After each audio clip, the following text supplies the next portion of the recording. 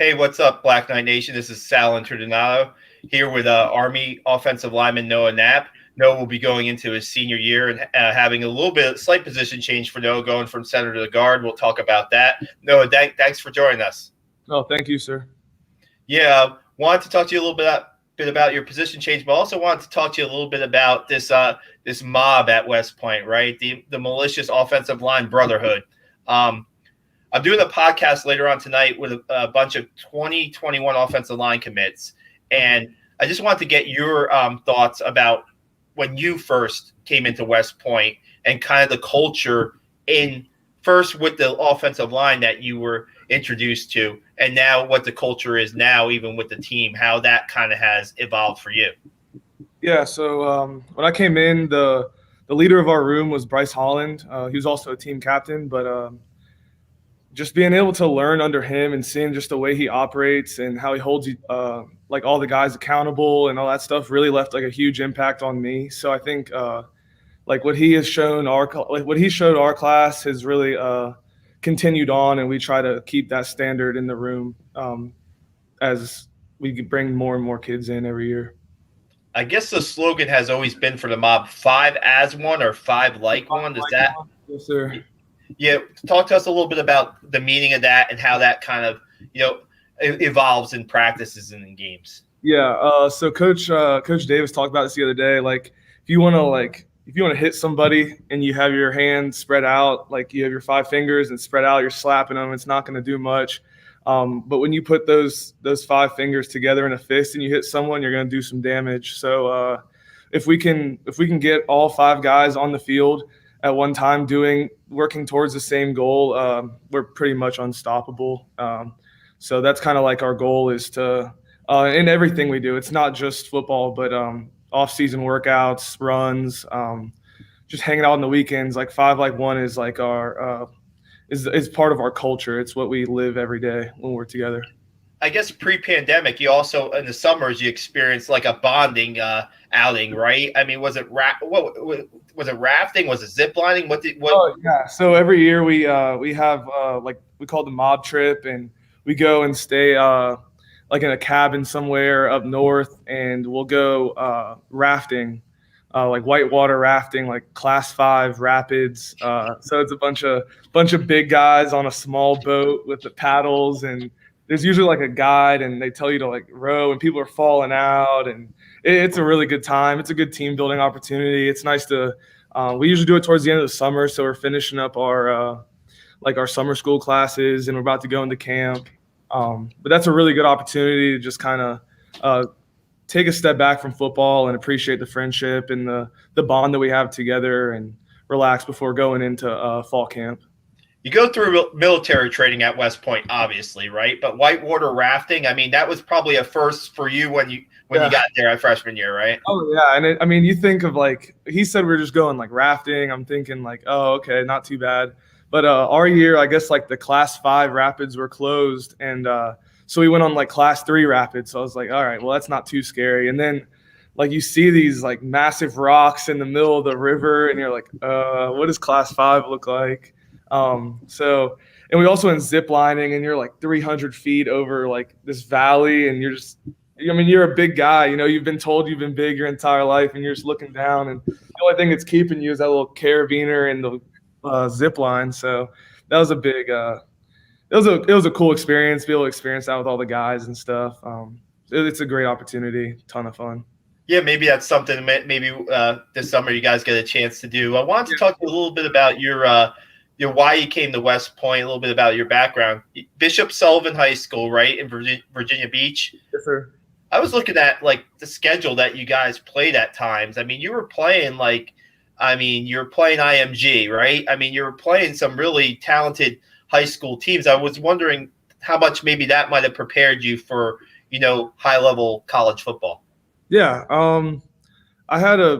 I think all 4 years of high school, I had really good defensive linemen in front of me. I played offensive line my entire 4 years because I had such great defensive linemen in front of me. So every day I went to practice, had an opportunity to get better because when you go against better competition, it pushes you to to be better than that guy. And when that guy is 6'5", 330 pounds, like a 4-star recruit and all that stuff, you kind of have a chip on your shoulder to tear him up every single play. So I think that kind of gave me an edge that I think I still carry with me today. How did you end up at West Point? Why did you choose West Point, would you say? I'd say initially, I talked about this the other day. Initially, it's a great opportunity for football. The brotherhood is great, but just the opportunities that come with West Point after, but also like the opportunity to lead soldiers has really started to like become a central part as you develop through the 47-month process. You start to buy in and understand like what you're really here for, and like the mentorship you get from officers, mentorship you get from coaches. It's interesting, like what the reason you came here and then the reason you stay. You stay for the people, you stay for the opportunity. But yeah, it's been interesting seeing where I was when I first got the offer to where I am now. Just like the change of just the way I see life and West Point in general. No, life flies by, right? But for life to fly by, being a West Point cadet, wow, there's a lot on the fly adjustment, right? Yes, sir. Yeah, I'm sorry. Were you going to add something to that? No, you're good. You're good. Was just going to ask you about the offensive line coming back real quick. 4 seniors are graduating, but 7 guys got starts that are returning from last year. You're one of those guys. What have you seen? Coach mentioned maybe even having like a hockey line sort of shift where you have your first team offensive line, then you have your second team offensive line ready to go. How much is the focus on building depth as much as fundamentals in this spring?